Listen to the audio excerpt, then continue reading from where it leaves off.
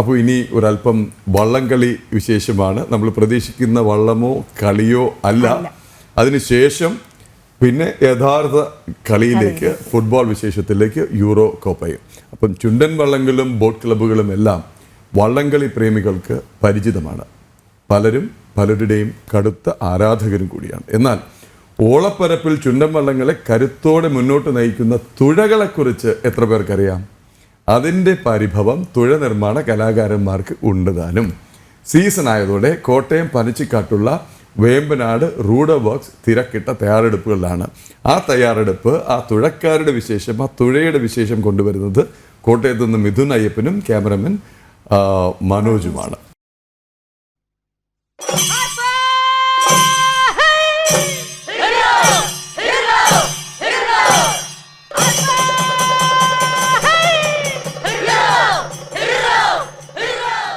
വള്ളംകളിയുടെ സീസണായി പല ബോട്ട് ക്ലബ്ബുകളും രഹസ്യമായും പരസ്യമായും അതിശക്തമായിട്ടുള്ള പരിശീലനത്തിലാണ്. വിജയം മാത്രം ലക്ഷ്യമിട്ടുകൊണ്ട് അവർ കടുത്ത പരിശീലനം തുടർന്നുകൊണ്ടിരിക്കുന്നു. കായൽപ്പരപ്പിൽ തീയുണ്ടകളെ പോലെ അല്ലെങ്കിൽ വെടിയുണ്ടകളെ പോലെ ചുണ്ടൻ വള്ളങ്ങൾ ഇങ്ങനെ പാഞ്ഞു പോകണമെങ്കിൽ തുഴകളുടെ കരുത്ത് ഏറ്റവും പ്രധാനമാണ്. ആ തുഴകൾ നിർമ്മിക്കുന്നതാകട്ടെ കോട്ടയം പനച്ചിക്കാടുള്ള പാറക്കുളത്തെ ഒരു കുറച്ച് കലാകാരന്മാരാണ്. അവരെയാണ് ഇന്ന് പരിചയപ്പെടുത്തുന്നത്.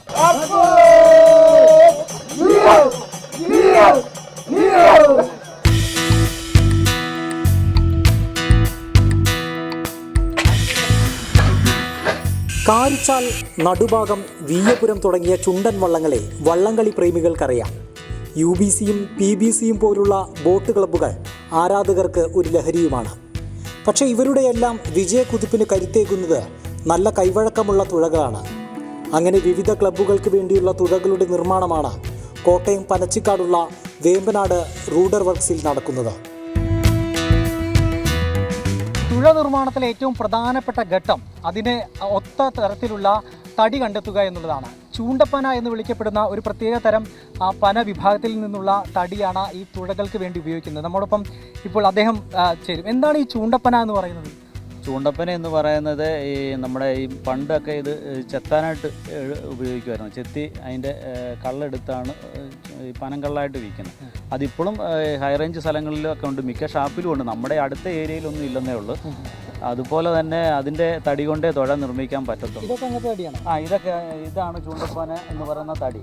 ഇതുകൊണ്ടാണ് നമ്മൾ ഈ കളിവള്ളത്തിൻ്റെ തുഴകൾ നിർമ്മിക്കുന്നത്.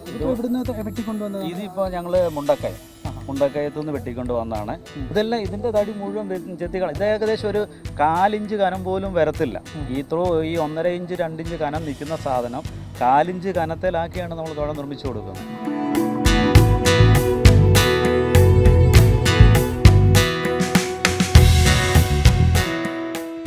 വേമ്പനാട് റൂഡർ വർക്ക്സിന്റെ ഉടമ KR ബിനുവിന്റെ മുൻഗാമി ഐസക്കാട്. പറയാനുണ്ട് ഒട്ടേറെ കഥകൾ. കുടുംബപരമായിട്ട് തന്നെ ചെയ്തുകൊണ്ടിരുന്ന ഒരു പാരമ്പര്യ തൊഴിലായിരുന്നു. അതിങ്ങനെ തുടർച്ചയായിട്ട് ചെയ്തു. അതങ്ങനെ ഞങ്ങളുടെ പിതാക്കന്മാർ മുതൽ ഇങ്ങനെ ചെയ്തു വന്ന് വീട്ടിൽ തന്നെ ഇരുന്നാണ് ഇത് ചെയ്തുകൊണ്ടിരിക്കുന്നത്. അതങ്ങനെ ചെയ്ത് ഞങ്ങളുടെ വീടിൻ്റെ അടുത്ത് തന്നെയുള്ള ഷെഡായിരിക്കും. ആ ഷെഡിലിരുന്ന് ഇങ്ങനെ പണി ചെയ്തുകൊണ്ടിരുന്നു. അങ്ങനെയാണത്. പണ്ട് കാലത്ത് ഇതിൻ്റെയൊക്കെ ഇപ്പോൾ ഈ മോട്ടോർ വാഹനങ്ങളില്ലായിരുന്നു. കാളവണ്ടി, പിടിവണ്ടി ഇങ്ങനെയുള്ള വാഹനങ്ങളിലാണിത് ബുദ്ധിമുട്ട് ചെയ്ത് കൊണ്ടിരുന്നത്. വളരെ ബുദ്ധിമുട്ടാണ്. കൈവണ്ടിയും ഇതിലൊക്കെയാണ് ഇത് കൊണ്ടിരുന്നുകൊണ്ടിരുന്നത്. അന്നത്തെ പോലെ നടന്നു ചെന്ന് പനകൾ കണ്ട് എടുക്കാനൊന്നും സാധ്യമല്ല. അന്ന് നമ്മൾ വളരെ ബുദ്ധിമുട്ടി ചെന്ന് വേണം 2-3 ദിവസങ്ങളൊക്കെ കൊണ്ടായിരിക്കണം ഇതിന് കുറച്ച് പനകളൊക്കെ ശേഖരിച്ചെടുക്കാൻ.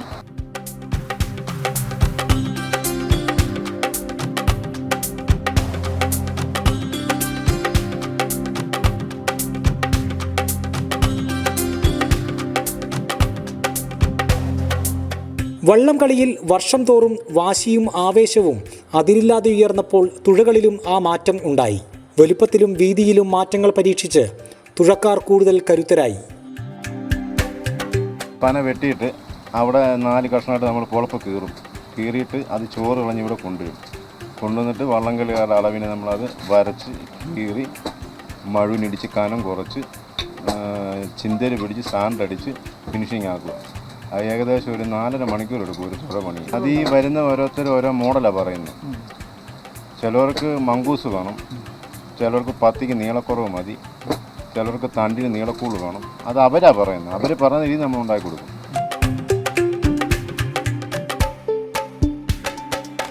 പതിറ്റാണ്ടുകളായി ചുണ്ടൻ വള്ളങ്ങൾക്ക് തുഴയൊരുക്കാറുണ്ടെങ്കിലും ഇന്നേ വരെ ഇവരാരും വള്ളം കളി നേരിട്ട് കണ്ടിട്ടില്ല. സംഘാടകരോ ക്ലബ്ബുകാരോ ഇവർക്ക് പാസ് നൽകാനോ പരിഗണിക്കാനോ മറക്കുന്നു. ട്രോഫി വാങ്ങിച്ചവരൊക്കെ നമ്മളെപ്പോലും അവരറിയുന്നില്ല. നമ്മൾ പാസ് പോലും ചോദിച്ചപ്പോൾ അവർ നമുക്ക് തരുന്നില്ല. നമ്മൾ വള്ളംകളി കാണാൻ നമുക്ക് ആഗ്രഹമുണ്ട്.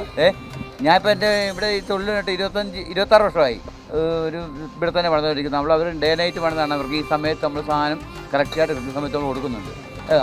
അപ്പോൾ ഈ സമയത്ത് ഓർഡർ കൂടുതൽ വരുമ്പോൾ നമ്മൾ കൃത്യമായിട്ട് അവരുടെ ഡേറ്റ് നമ്മൾ വിളിക്കുമ്പോൾ ആ ഡേറ്റ് അനുസരിച്ച് നമ്മൾ സാധനം കൊടുക്കുന്നുണ്ട്. അപ്പോൾ നമ്മൾ അവർക്കും ബുദ്ധിമുട്ടല്ല, നമുക്കും ബുദ്ധിമുട്ടായിട്ട് നമ്മൾ കൊടുത്തു വിടുന്നുണ്ട്. നമ്മൾ ഇതുവരെ വള്ളംകളി കാണാൻ വേണ്ടി പോയിട്ടില്ല. ഈ പ്രാവശ്യം പോകണമെന്ന് ആഗ്രഹമുണ്ട്.